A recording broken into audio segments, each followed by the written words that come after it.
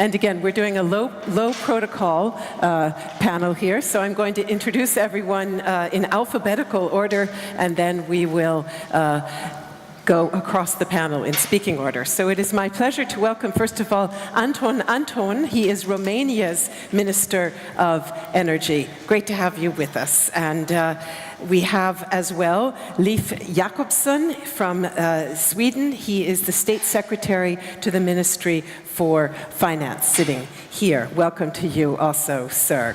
And there in the middle is Michal Kurtyka. He is Vice Minister of Energy from Poland. A very warm welcome. Great that you can join us. Next to me, Brune Poisson. She's Secretary of State to the French Minister for the Ecological and Inclusive Transition.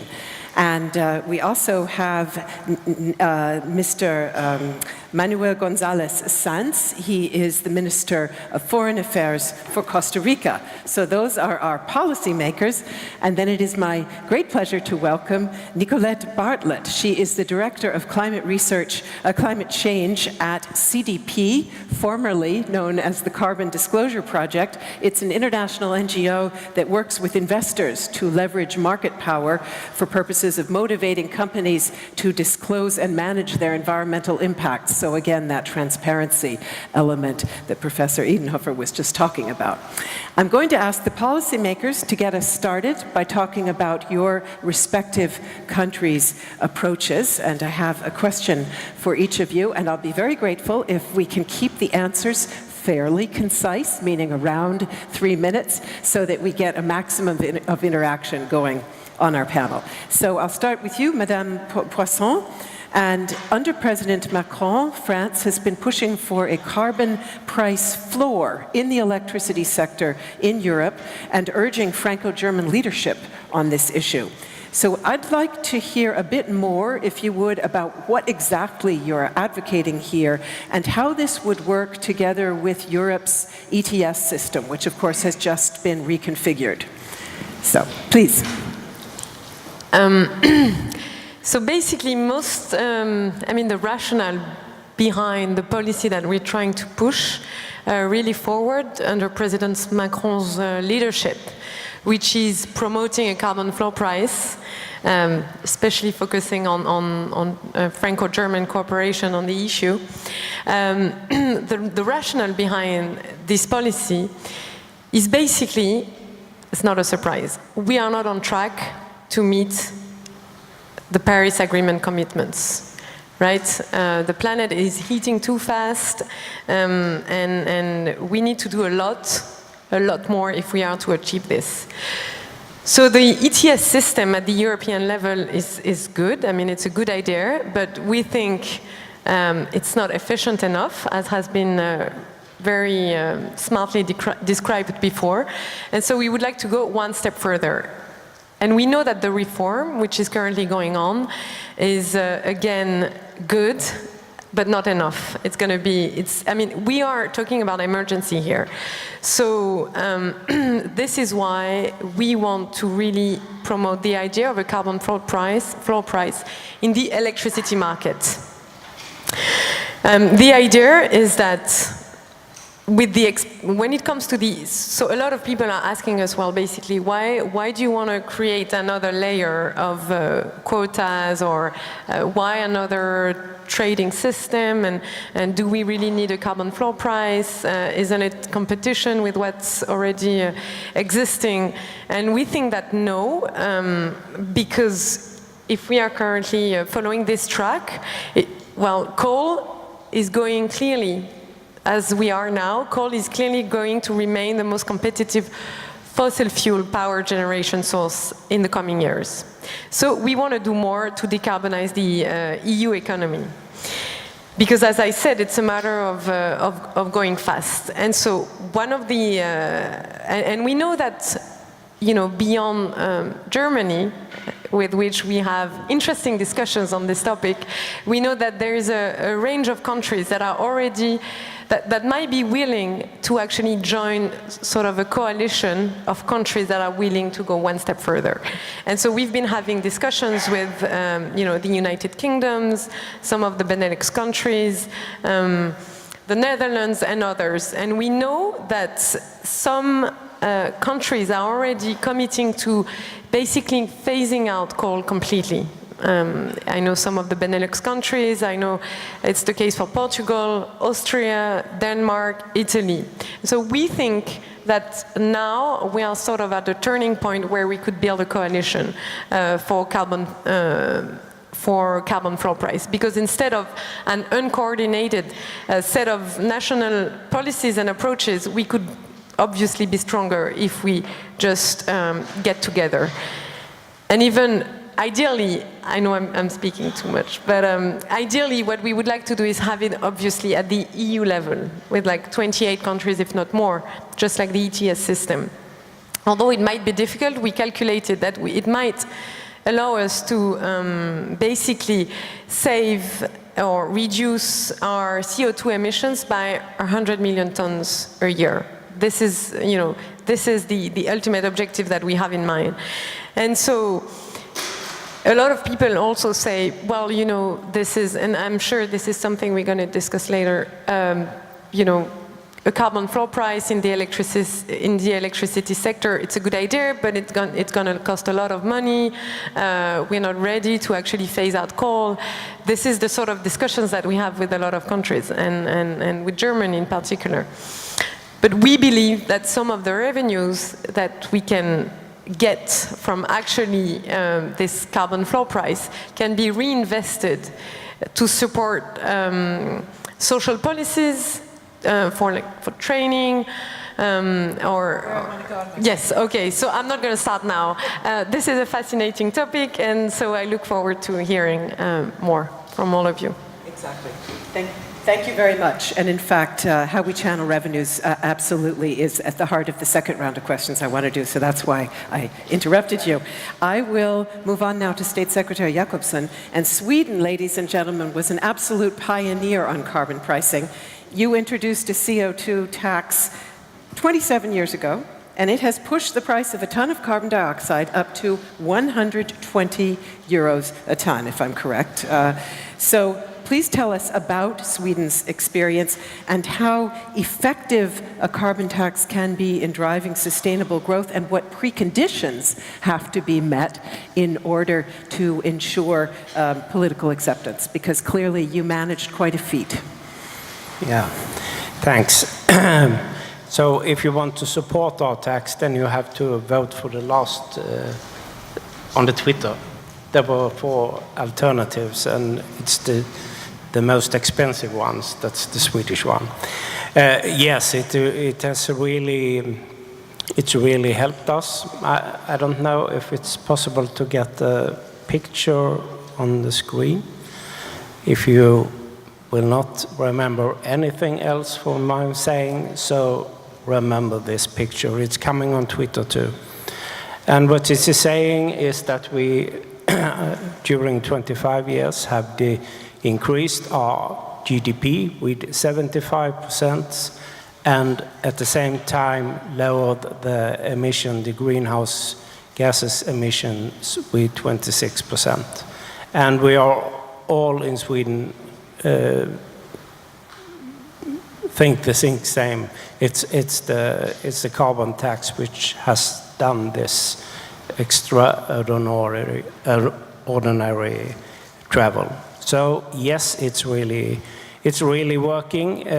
Some advices from us. First, it's very easy. It's not rocket science.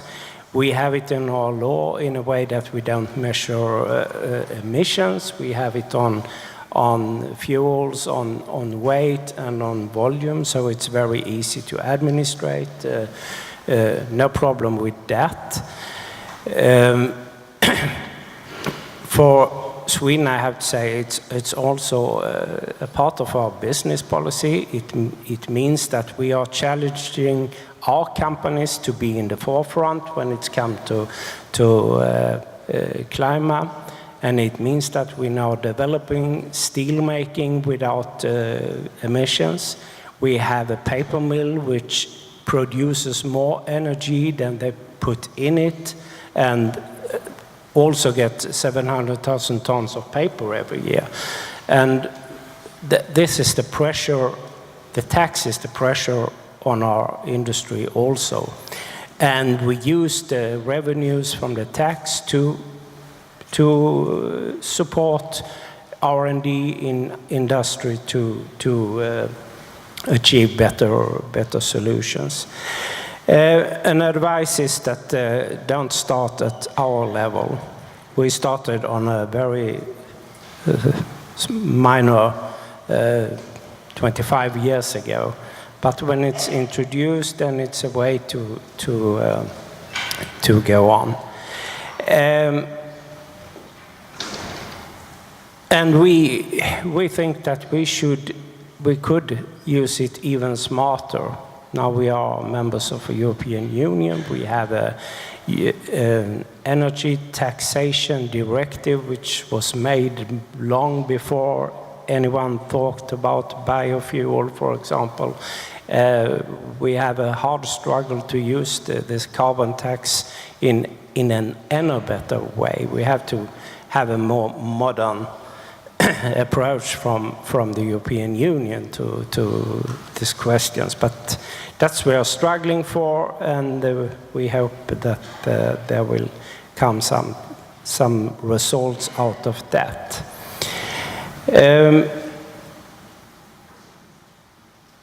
It's also, of course, we will come back to that about the revenues, but when you introduce it, you must also show that you are doing things that make it easier for people to accept it. For example, investments in public transport and that kind of things. But again, I think I'll stop on that because I do want to keep that separate. Don't forget the picture. No. We won't. The picture was very impressive. So we will come now to Minister Sanz. And your country also has been doing the carbon tax for quite a while. 1997, you introduced it. And you now obtain 98% of your power from renewable sources. So again, a significant achievement. What are your plans for the future? And will you keep the existing carbon tax, or would you switch, for example, to a carbon price, and if so, why? Well, thank you very much for having me here. Let me say that I'd rather have a carbon tax or carbon pricing, as it's been called, than not having it. But let me also say that we should feel ashamed as humanity of having to have this kind of discussion. We are killing our planet, we are killing ourselves, and it's not a matter of paying something and getting away with it. Shame on us as humanity.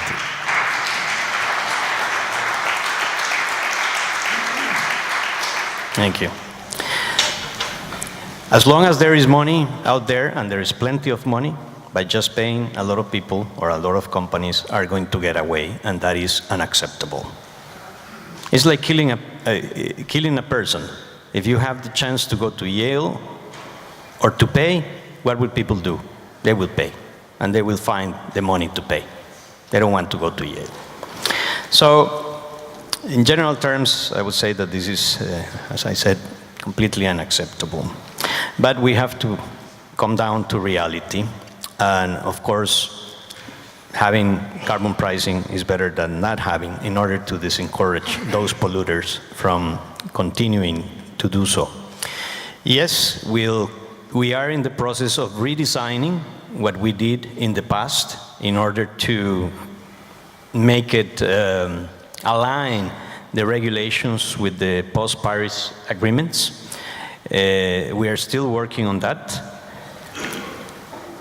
We hope to finalize the new structure very soon. Nevertheless, I cannot commit to a specific date. We are also pushing forward very hard to have the Paris Agreement working plan in place as soon as possible, so we can materialize actually on the commitments we all assume. We are a very ambitious country, and we aim for other countries to be even more ambitious than they have been so far. We all know that the United States withdraw from the Paris agreements, so we have to be even more aggressive and do more and not forget that at the federal level is where they took the decision, but there are many things that can be done at the state level and at the city level. And we are very much willing to work with all other countries in that direction. I think it is very important, seems very theoretical, but it's very important as a principle to keep or to achieve higher levels of ambition in regards to climate change. I will leave it there. Thank you very much. So I would like to come now to Vice Minister Kurtyka. And Poland's electricity sector has seen a rise in renewable sources, but of course does also remain strongly reliant on coal, which means that your country has been very concerned about the distributional impacts of carbon pricing. So what that you have heard here so far affects you? How would you say you would react to what you've heard, also in terms of possibly adjusting distributional impacts? Does anything convince you that perhaps there's more to this than might initially meet the eye? Thank you very much. I think that the discussion is extremely interesting, and for a country like Poland, we take our commitments very seriously. And since 20 years, we are decreasing our emissions in a very substantial way. So when we discuss this subject, we take into account every possible voice. And I think that for a country like Poland, who right now has more than 6,000 megawatts of wind, last Christmas we had something like 40% of our energy which was provided from wind power. The discussion is about what is the best way to move forward in the energy transition that would be, as you said, inclusive and not exclusive. And in this regard, I think we have to be fair, and we have to take into account situations of different countries. And when we talk, for example, with our Indian colleagues about the way in which coal should be managed, they have the right argument regarding energy poverty. And you are completely right about underlying this distributional effect of this discussion. And as Poland will host a climate summit in Katowice this year, at the end of the year, we feel somehow responsible for taking this inclusive rather than exclusive point of view. And I think that in this regard, in EU in particular, we have done a lot of job. We have spent hundreds of billions of euro on renewables, on changing our energy systems, but we must also face reality. When emissions in European Union decreased, they decreased very much also due to the economic slowdown. But right now we are faced with an increase of emissions in European Union. And this is very much a questioning whether yes or not we are efficient in our way in dealing with this subject. We have developed extremely powerful but extremely complicated tool like ETS. We have spent months and months, if not years, discussing about how this tool could be made more effective. We can see first results of this reform as CO2 price in ETS in European Union has climbed by something like 70% since last few months only. So we can see that it has an effect. But then we must also see whether how big economies are behaving and what are the drivers of their decrease of emissions. And when we see, for example, United States, a country which is right now talking about going out from Paris Agreement, the decrease of emission has been very much due to technological progress. And we must make everything possible in order to marry economics, technological progress, and care for planet. And I think that we must do our best in order not to overcomplicate, not to not to put too much administrative hope in the solution, but rather to think about what kind of technological changes can be the most efficient. In Poland, we believe that a way to trigger the potential of hundreds of billions of euros invested in European Union in renewables lies very much in the storage of energy. Batteries are key to energy transition in European Union, and probably storage as such is also one of the key elements of successful climate policies.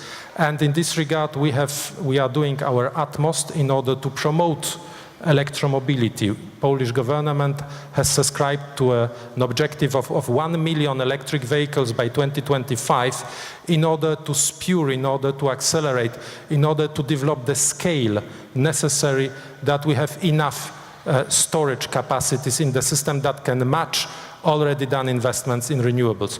So I think that this is an answer that we should have as European Union, but this is also an answer that we should have as industries, believing in new technologies, developing them, and putting them at work for progress. Thank you. Thank you very much. And I do want to come back to the distributional side in our next round of discussion. But let me come now to Minister Anton. And coal does also still play a significant role in Romania's energy mix, accounting for some third of demand, according to the statistics that I found. Your country would be one of those that would be supported by the Modernization Fund that has now been established to be an adjunct, essentially, to the European Union ETS. And given that, what effect would a carbon price have on the Romanian economy? Are there still barriers, in your view? Well, you know, it's on. Go ahead. It's on. Yeah. I admired the positioning of the panelists, you know, from the most supporting panelists for the subject to the poorer countries, shall I say. And I'm glad that my colleague from Poland has taken some of the subjects from my speech.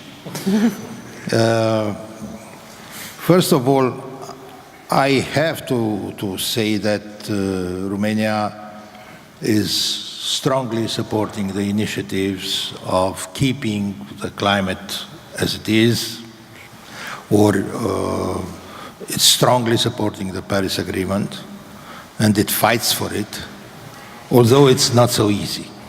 We do have a mix. I always said that the energy mix is a good one for Romania. For example, we have 57% of the energy produced which is carbon-free. We have a lot of hydropower.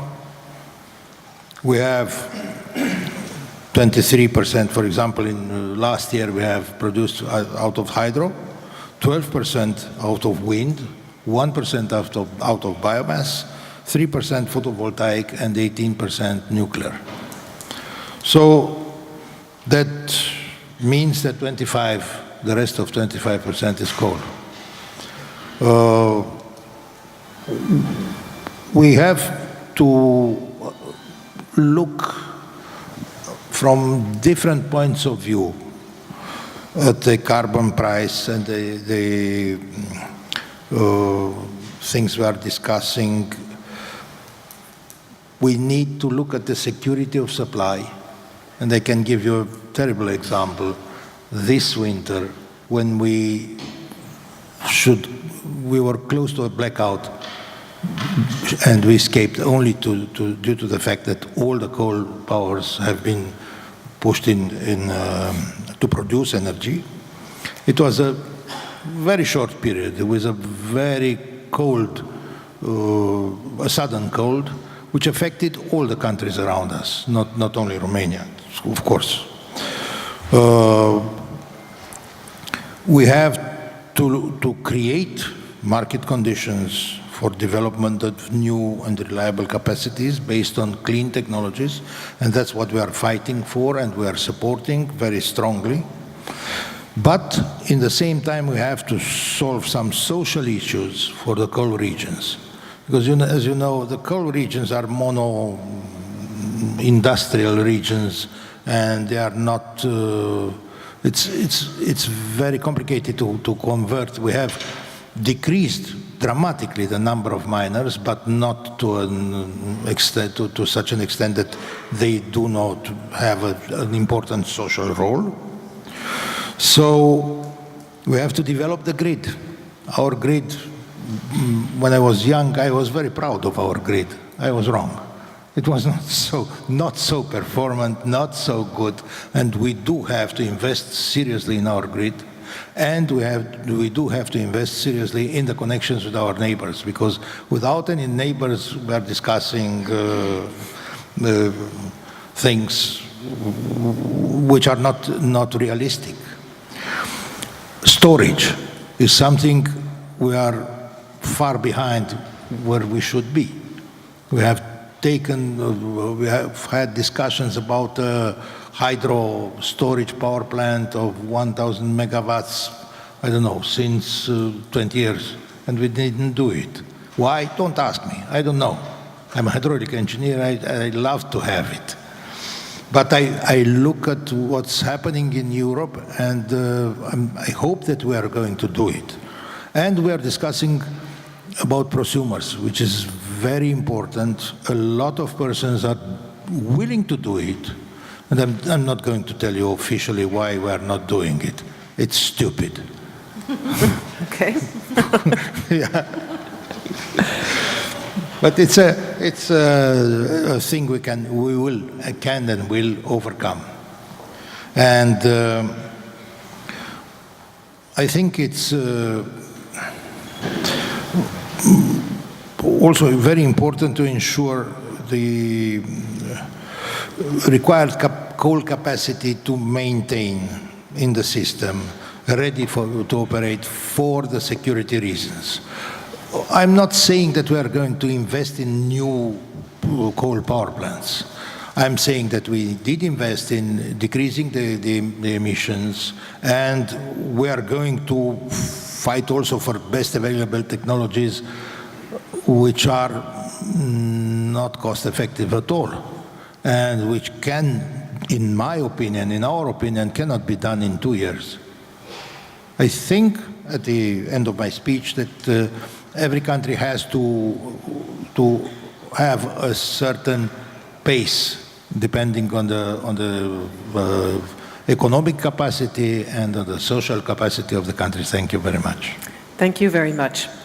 So those were our policymakers, and now I would like to come to Nicolette Bartlett and ask you to share your response to what you have just heard, and perhaps also tell us what CDP can do in order to help support change in countries besides perhaps precisely those countries that are worried about acceptance, that are worried about distributional issues, that are worried about security of supply. Thank you, Melinda. I think, starting with that distributional point, I think that's a really interesting piece, and I think the notion of the just transition that's moving up the agenda, it's been in the policy space as a discussion quite live and active for quite some time, but I think that what we're seeing now is that it's moving up into the language and the conversations of those investors who are looking to change their investments, and I find that interesting because the conversation they're having really shows you the two sides of the debate, because they're also very clear to point out in certain countries, the investors, that there is a clear justice issue around, so the very communities and the very people that we are looking to support through the transition, through the just transition idea, are the very communities that will be the most impacted as well by climate change. So there's kind of two sides to that debate, and we shouldn't forget that when we talk about, there's a reason why we're transitioning in the first place, both when you look at it from a managing risk perspective, but also if you look at it from those communities that are going to be disproportionately impacted by the impact of climate change. I think that's really important as well when we have that discussion. I think the floor price has really risen up the agenda. Business in Europe used to be quite, I would say, purist about the market and EU ETS and keeping that clean, if you can put it that way. But I'm starting to see a sea change in that direction. You see much of the financial sector, some of the banks, have really noted how it has driven a change in the United Kingdom in terms of the energy transition, and of course France is looking at that just from the power sector. And I've seen many banks now start to talk about how it's been very clear for them how they can manage and price risks when they're looking at utilities, because it was a big shock in terms of the finance sector, what happened in Germany and the German utilities. And I think it's safe to say that pricing of risk piece is not just about the explicit carbon pricing markets, right? It's you could only look to the German utilities to see that. They were not pricing all the risks that were coming in, and carbon was being priced implicitly in many ways in the German economy. That wasn't managed very well, wasn't foreseen very well, and it was a big shock to the financial markets. And so you've seen a lot of the banks and the investors look for clarity and seeking that, and they found that in the United Kingdom that floor price has really driven a shift away from coal quite dramatically, and it also means that they can price those utilities and new generation companies quite well and in sort of in the right framing. And so I think that's really important. When you look at it from a finance sector perspective, you often see a different view. And they're becoming more and more interested in those, in the pricing of risk and the metrics that one can use. And at CDP in our data, we have seen over 1,400 companies just last year report to us that they use an internal carbon price to measure and manage risk. And a smaller group of those companies are actually doing it at quite a high level. So it's become something that the finance department and the CFO has become really interested in. It takes that carbon emission language and translates it into a financial metric, which means you're starting to see stimulation of innovation. You're starting to see a complete shift in how the company manages climate risk and moving towards a kind of zero carbon goods and services. It really incentivized that R&D budget, the supply chain work, et cetera, et cetera. And I think that's also very interesting to watch in terms of its change on how carbon pricing is being seen. And I think finally that you mentioned, Professor Edenhofer, the cost of capital piece. Cost of capital, of course, is the carbon price in the economy would be an ideal way to send a signal to investors. But there are also other ways in which companies, the cost of capital could and will be impacted in the future. And if you look at what's happening with financial regulation, France is leading the way on this. You will start to see banks having to price carbon themselves. And I think central banks might step forward and do some interesting things in certain countries. And that could change the cost of capital and skew it away from high carbon investments to low carbon. So I think the carbon pricing, as it's formally understood by economists and macroeconomists, is changing as it's hitting the microeconomy, particularly the finance sector and the banking world. Thank you. Thank you very much. And Professor Edenhofer, likewise from you, perhaps a response to what you've heard. Which points would you want to pick up, and how do they fit in with the scheme that you showed us in your presentation? I think the most impressive slide I have seen in this presentation is from our colleague from Sweden. Because this is exactly what I mean when I'm talking about the effectiveness of carbon pricing, the potential of carbon prices to decouple economic growth from the increase of emissions. So that's what I'm looking for when I'm talking about effective carbon pricing. At the worldwide scale, we are not on track. We are basically seeing emissions rising again.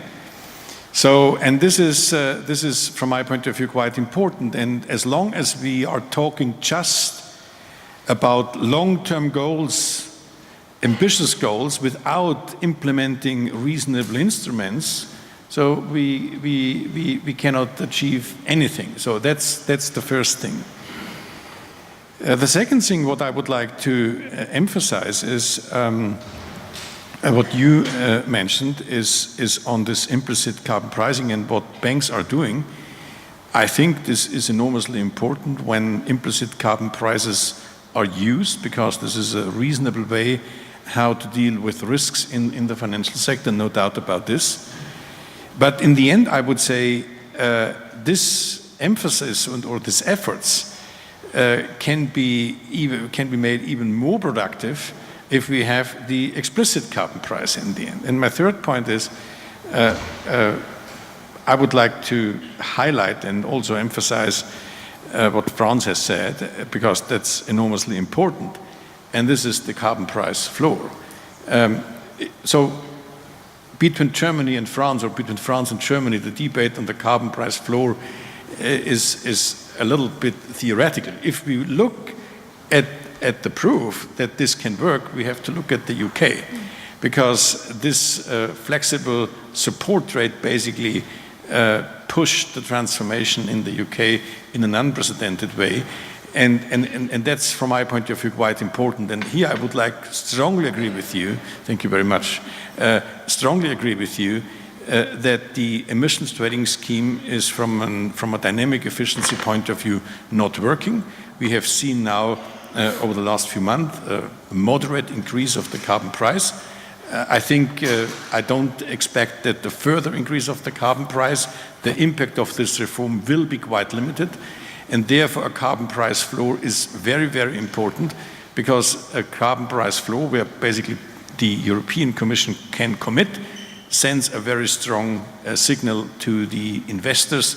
And I think this is a quite important thing. We have now the evidence on the table, and I hope very much that France will be successful to convince Germany and other countries in Europe to follow that route. Thank you very much. So let me now come back to our issue of just and fair transition, and talk a bit more about revenues and how they might be used in countries that do move toward adoption for carbon taxation to deal with distributional impacts. And I'm going to ask the three countries that are directly to the left of me that are working with carbon taxes to make the case. And then I'm going to see if we can get a response from Poland and Romania about how they see it. So starting with you, Madame Poisson,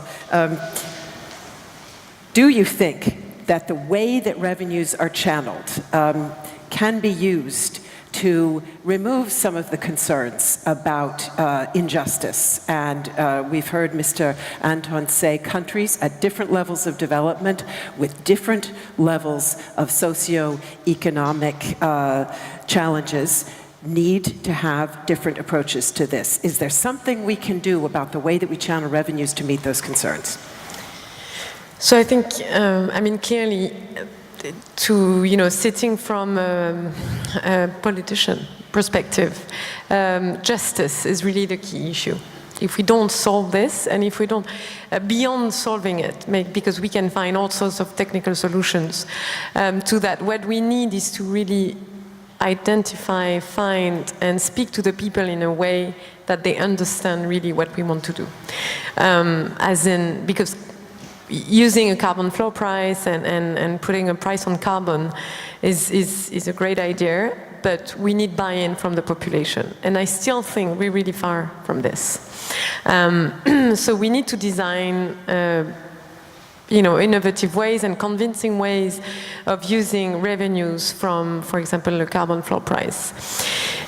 I strongly believe, and France strongly believes, that we can actually, it's really an opportunity in terms of revenues, that there's a lot that we can gain, and we can use, however we have to commit and make sure that we use this revenue to reinvest it into social policies.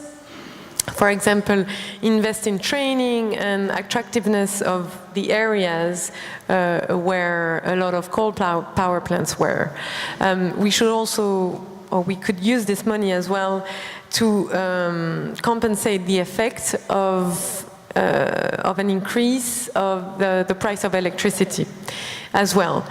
So I think I think clearly this is an opportunity if we design it well enough to really compensate the effect of social injustice.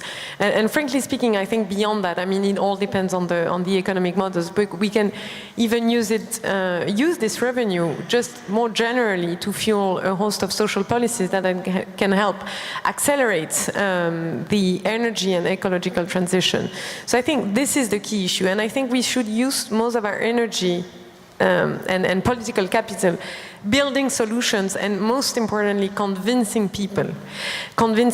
And I think, while I understand really Poland's point of view, my dear friend, we've had this discussion before, I still think, and I really do think, that now the opposition between economic development and curbing CO2 emissions is obsolete.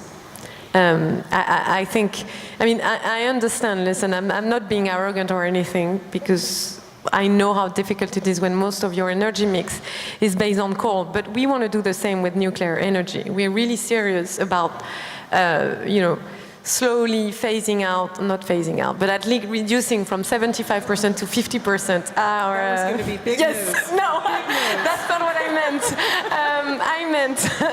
Get your phones out, everybody. Yeah, don't sell shares. No. No, I just meant from 75% of our energy mix, that's what nuclear energy is right now. And we want to bring it down to 50. So we are facing similar structural issues that we have to overcome, basically. Thank you very much. So Brune Poisson just said that revenues can be channeled and targeted, but in fact, as I understand it, Sweden doesn't do that. The revenues flow into the general budget.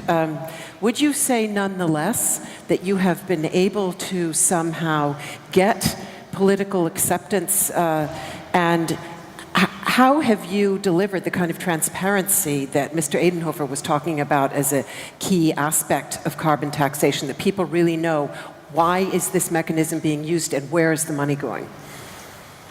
Yeah, the thing is that we never earmark money. Right. But of course, as a politician, you talk about that this is a double, it's a win-win. You put a price, you have a tax on the carbon, and you can use the revenues for better technology, for development, for public transport, for building railroads, for commuters and everything. Of course, that's our rhetoric, even if you cannot see it in the state budget.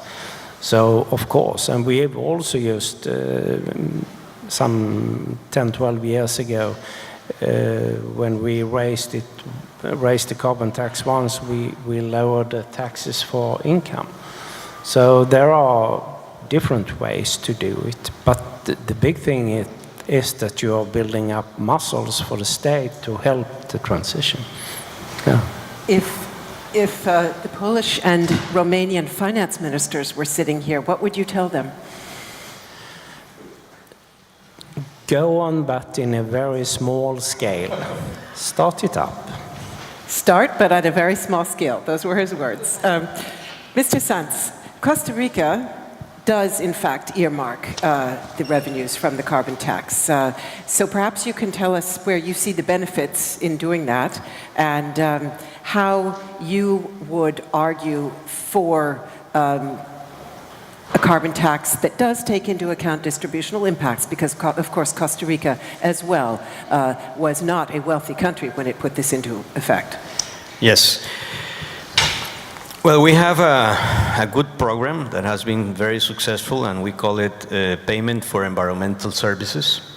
And the funds are used mainly to pay landowners to preserve primary forest, and some reforestation programs as well, and it's been quite successful.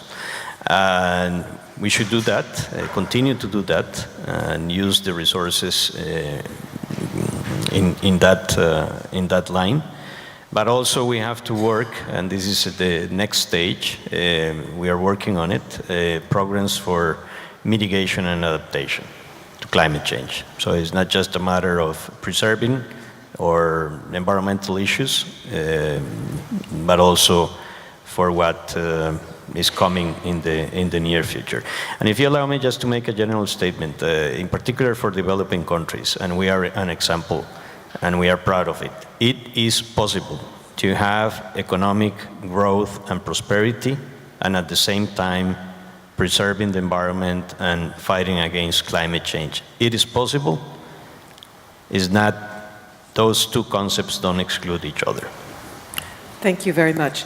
So let me ask Vice Minister Kurtyka and Minister Anton to respond on this point, especially of socioeconomic impacts. And we've heard several arguments for the fact that carbon taxes can generate income streams that can be used for mitigation, that can be used for socioeconomic offsets, for job training, a number of different ways to advance societal goals. And just leaving aside the security of supply arguments that you also both made, leaving those aside for right now, does any of what you've heard on the distributional side convince you?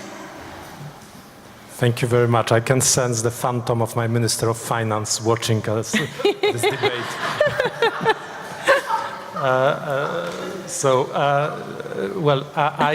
I'm deeply convinced that we can marry ecological progress and economic prosperity. And I have, if I may say, my own example. I was raised in Krakow, which is a beautiful city, but which was a very intellectual. It's one of the oldest universities in Central Europe, dating from 14th century, and it was always a very intellectual city. So when communists took the country in 1945, they decided to bring a big industrial complex close to Krakow. In fact, it was supposed to be one part of the city, in order somehow to change this intellectual touch of the city.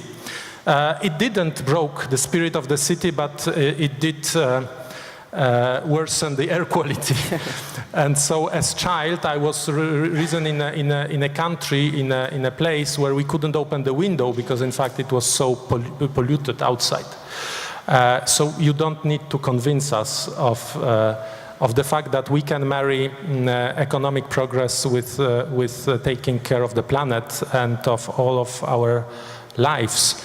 And I think that when some of you who will join us in Katowice for the climate summit will be able to spot also that it's a vibrant, dynamic region, extremely well developing, but still having this legacy of air quality and of different kinds of pollutions behind it. So we must tackle this challenge.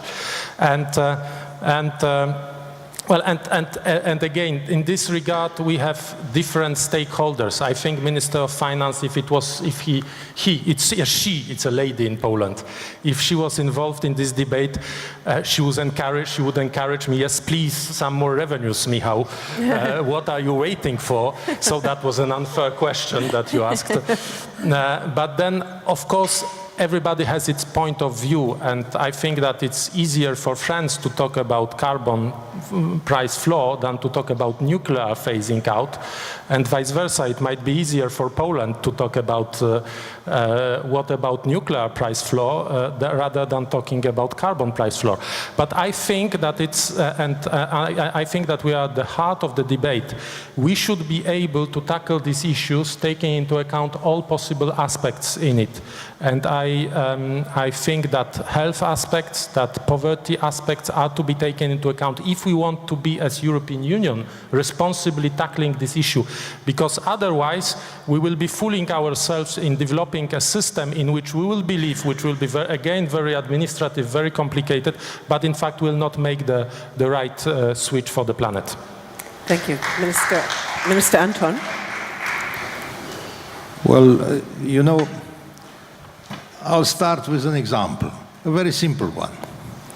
We have, I don't know, maybe 7 thermoelectrical power plants based on carbon in one company. This company can stand and can live up to €7 per ton price of the carbon prices, certificates. Now it's 14, and they came to me and they said, we are bankrupt in the next 6 months. How many people do work there? Because it's a combination between the mines, open mines, and the power plants. And of course, I'm not talking about the fact that they are supplying 25%, roughly 25% of the Romanian energy. So you ask me whether these have an effect. Yes, they have a direct effect. When I was talking about social impact, I was not talking only about miners losing their jobs. I was talking about relocating industries and closing industries. And Romania is not so happy and not so fortunate to have alternatives. So too many alternatives, and to say, okay, no problem, I'm phasing out all my carbon things. So it's more than closing the mines and closing the thermoelectric power plants. We had, okay, I have prepared some statements. I'm not going to read them because they are not so important. The thing which I want to add at the end of my short intervention now is that Romania is also at the edge of the European Union. And we have splendid, very good relations with our neighbors in terms of energy exchange, import and export of gas, and not only. And so, that's something we also have to take into account, because some changes in this region will not affect the whole Europe, but will affect Romania and also Poland. Thank you. Thank you very much. So I think that I'd like to go to Professor Edenhofer and then come back to you, Nicolette Bartlett. But to Professor Edenhofer, perhaps picking up on now also the security piece, because it was mentioned by Mr. Kurtyka and Mr. Anton several times, and it was also mentioned in the panel before lunch, the need for better cross-border linkage. Also, Maros Sefcovic talking this morning about the need to complete the energy union. To what extent would better linkages between across borders help to make introduction of a carbon price easier?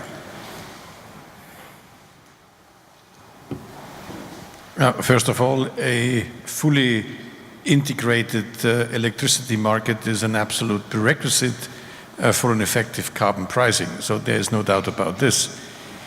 Because, and I hope that in the end, all of us can accept an energy union, and we should not say if some country is for a time a net importer or a net exporter of electricity, there is something wrong with that. Yeah. From my point of view, this is absolutely a prerequisite, because in the end, it's all about European trade. So I have a hard time to understand when some people in Germany talking about if we become Germany would become a net importer, there should be a big problem, and the other way around. So this is a prerequisite. But one aspect I would like to emphasize here is we are talking rightly about the distributional concerns within a country, so how to use the revenues, reducing other taxes, but at the same time, we have to think also very carefully about the distributional concerns and burden sharing within the European countries. And our colleague from Poland says rightly, so it is easier for Poland to talk about the phase out of nuclear power instead of a carbon price. And this has to be taken into account. Again, carbon pricing and a carbon price floor is, from my point of view, a very good thing. But in the end, we have to make sure that the burden sharing among the European countries is just and fair. So that's absolutely crucial. Sorry, can I just ask you a follow-up on that? Because the reform of the ETS did put into place this innovation fund and the modernization fund. Does that not go far enough, in your view?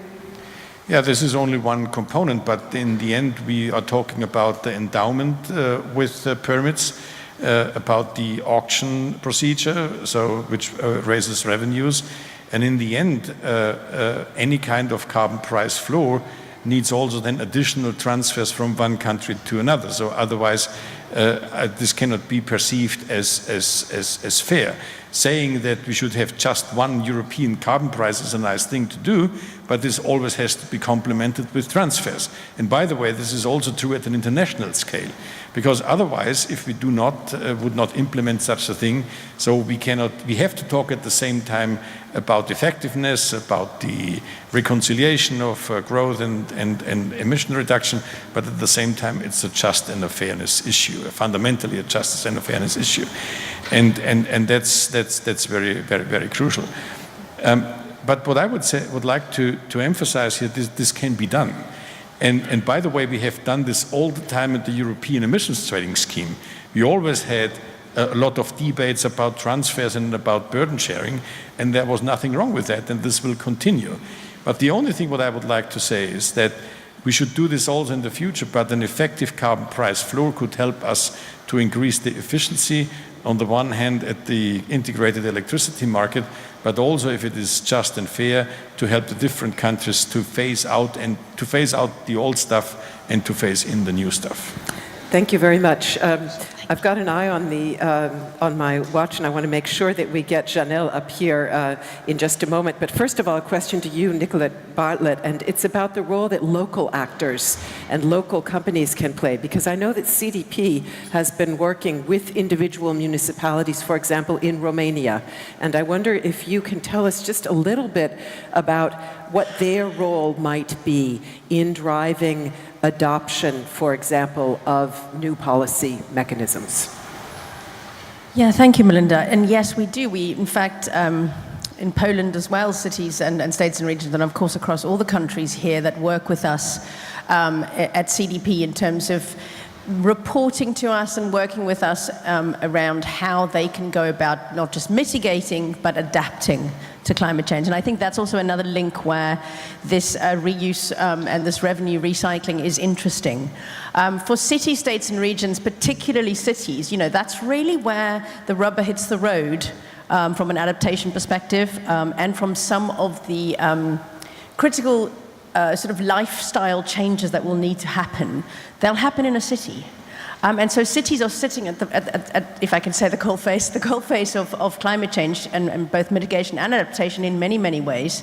But they don't often have access to international funds for climate change. They don't necessarily have access to an increase in revenue from the national budget. And I think that's where this kind of conversation can really ground it. Some cities, of course, have their own carbon pricing systems and are using that that revenue raised to drive clean energy, to make infrastructure more resilient.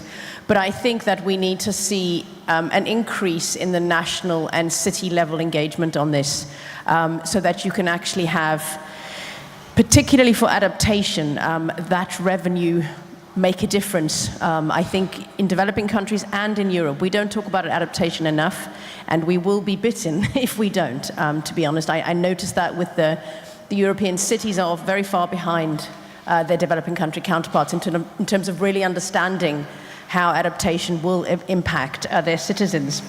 I was in Africa last week in Nairobi for the Africa Carbon Forum, and it was fantastic to hear them begin to have this conversation on carbon pricing and revenue raising and how you recycle the revenues for development. So picking up that developing country theme is interesting on this. If you look at what Chile's done, for example, that's very interesting. Their carbon tax is deliberately used to fund education. So to increase funding in education. So they've actually gone for something that's about primary development of the economy. And that's really interesting and has driven up a lot of support for the carbon tax. I think what you see in the Americas right now is really, really exciting, and then particularly in the Pacific Alliance. And I know Costa Rica is looking to join that conversation and hopefully can join that conversation in the coming years. And what's happening there, and we often forget with carbon pricing systems, that they bring in something that's really important is they bring in measuring, reporting, and verification of emissions. Now, it sounds deeply boring, and as CDP, of course, I'm interested in this deeply boring subject.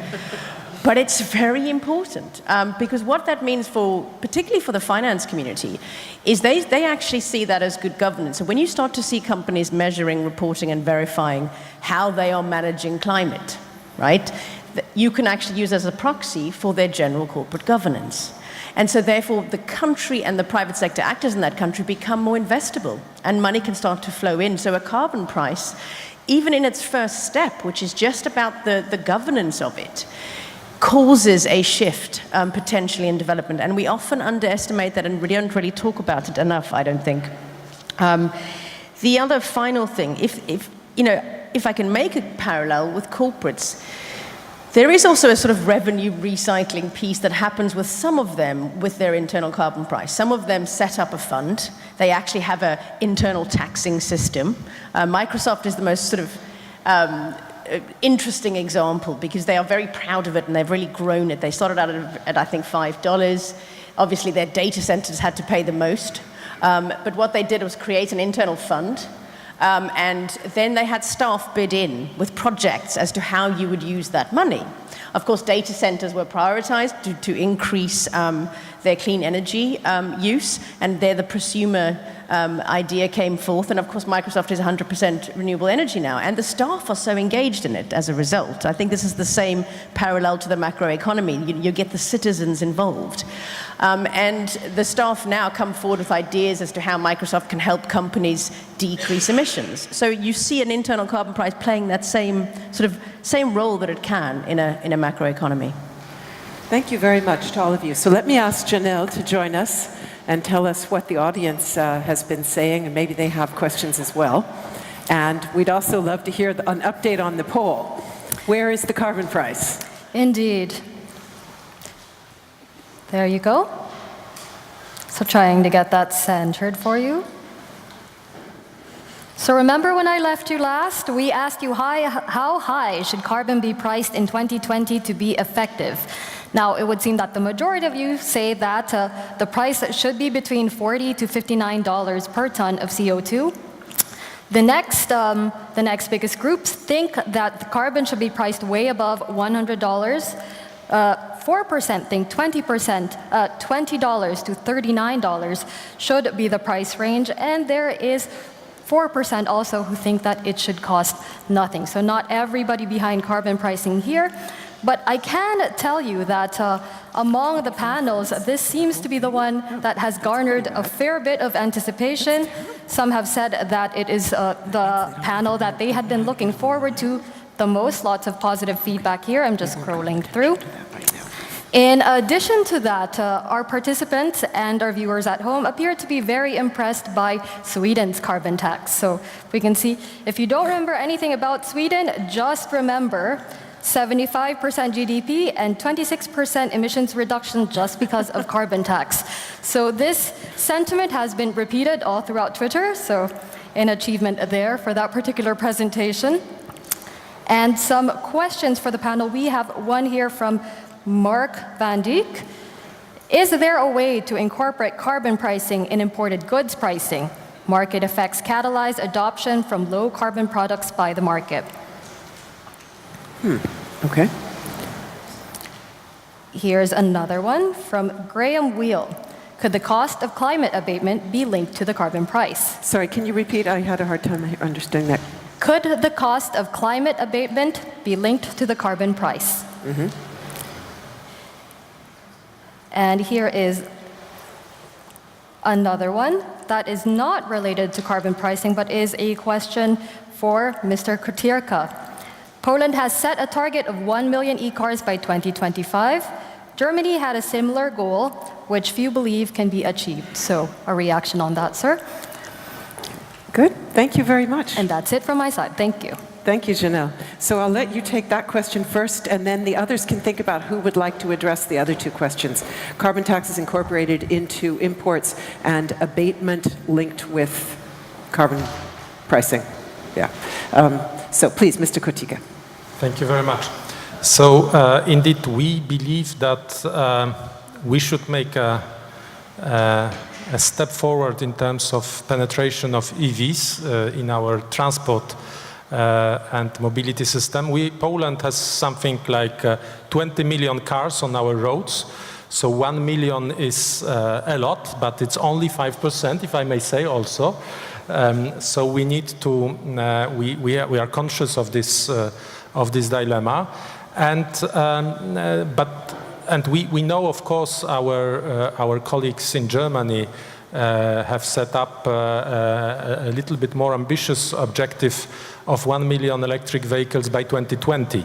It seems that it might be difficult, although I would prefer that our German colleagues directly take this question.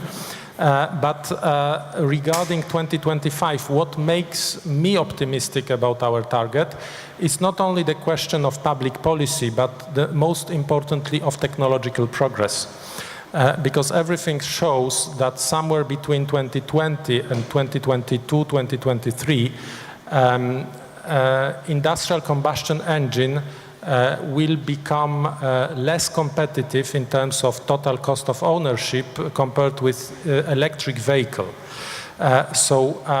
When we take technology as an ally and not try to impose something administratively, only by saying, yes, we politicians believe in something, but I think that we politicians and governments, we should, again, use technology as the best ally and put our bets and our targets at the best, taking into account how technological progress and how economics would help us achieve the objective.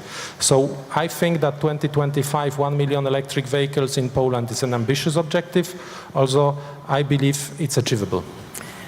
Mr. Edenhofer, you're the only German on the panel. Would you like to address Germany's, the German picture there? And you could also pick up on the other two questions if you wanted. Yeah, so as a German, I can be very pessimistic as always. It's very simple. We have been successful in the deployment of renewables, but we haven't been successful to reduce emissions along the lines Sweden has shown.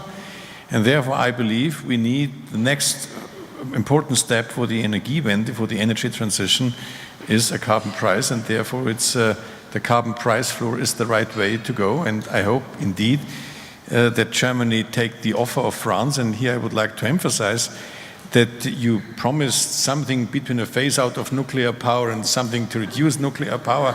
So we might find the right wording here. But indeed, so carbon pricing is not just, or must not just perceived in Germany as subsidizing nuclear power, because you know that's one thing which is in the German debate. I think so. I hope that we can have a strong French-German coalition, and not just leaving the carbon price floor within that coalition, but to broaden to an extent this coalition. So this would be, from my point of view, in the best interest to make the German energy transition in the end to a success.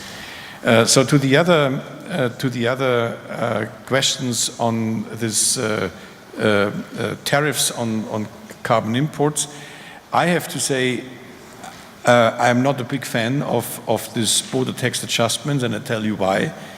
Because in many countries, like in China, the export sector is much less carbon intensive than the domestic sector.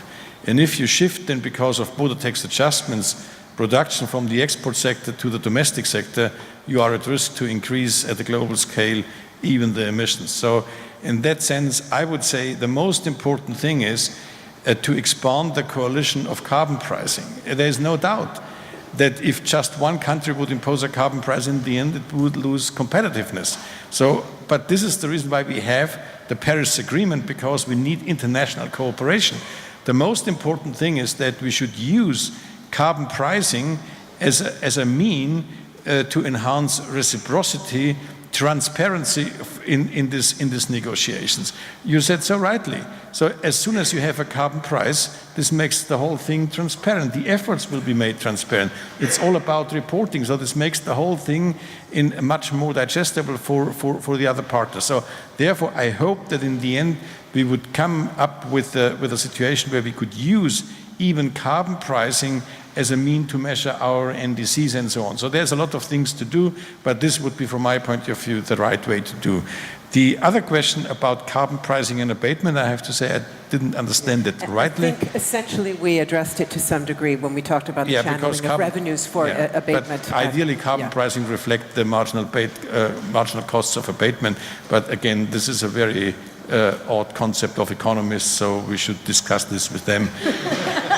I think perhaps what I would prefer to do, rather than getting into that, is in the remaining 3 minutes of our panel to ask whether any of you have a final comment that you would like to make before we close. So I'll just open the floor, and Madame Poisson, please. Just needs a microphone.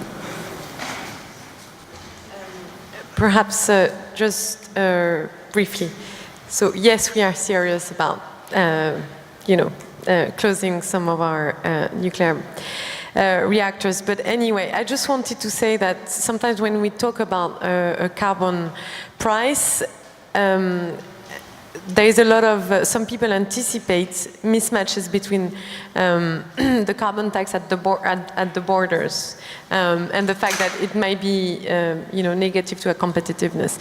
So one of the things that France is trying to push forward at the European level is a carbon inclusion mechanism. So we know it's very ambitious, it's complicated to implement, but we think it's one of the ways of actually making sure that it doesn't affect our competitiveness, which obviously if other countries, such as, for example, China, are actually less CO2 intensive, then it may actually be a problem for us. But that's like in the very long run. Thank you. Thank you very much. Anybody else have a final word that they... Mr. Jakobsson, you have the mic. Would you like to keep it? Thank you. Just that I want to say is that this is very crucial, the question we are discussing, because we have to do something on the earth, really. And for example, what you're talking about, the price floor, Sweden has reintroduced carbon tax on electricity power plants and so, because we thought the price on the trade system was too low. So from the 1st of January, we also have a higher price. So, we think it's a good idea. It's very interesting that the most interest for the Swedish carbon tax comes from other parts of the world, not so much from Europe. We are often invited by the United Nations to talk about it, and we see a lot of countries in other parts of the world are introducing carbon tax, and we think it's the way forward. Thank you very much. Anyone else? Nicolette? Yes, please. Just a quick comment on that Twitter poll. I think it's interesting. We, in parallel to the Commission, the High-Level Commission on Carbon Prices, we running with Women Business Coalition the Carbon Pricing Corridors initiative with the private sector itself, the power sector, and the chemical industry, looking at the types of prices they can use in their scenario analysis when stress testing against, carbon-related price signals in the economy. And the power sector one's quite interesting because it comes out for the 2020s much lower than the Twitter poll in the G20 countries from a private sector perspective, and these are pretty big players in the power sector world. And I find that interesting. And the reason why they say that's true is because the cost curves are coming down. They actually don't see us needing it, so that floor price, for example, won't need to be that dramatic. It just needs to be there in a way, because actually they know the technological changes that they need to go through. It's quite known, and they do think that in the short to medium term we will have enough of a technological breakthrough in most of the areas that they need. And that, in fact, it's about some of the alternative policies, the investment in grid infrastructure, et cetera, but they don't think it's just about that carbon price level that's really the key piece there. So it's actually lower from a private sector perspective in terms of what they think is needed to become zero carbon than what the audience thinks. And I find that quite interesting as well, from a more optimistic perspective. Mr. Jakobsson did say start low and then keep churning it up. And in fact, I think you started at around 30 in Sweden, didn't you? 26, yeah. So many, many thanks to all of you. This has been a very, very interesting exchange, and I think we can give you a very warm round of applause.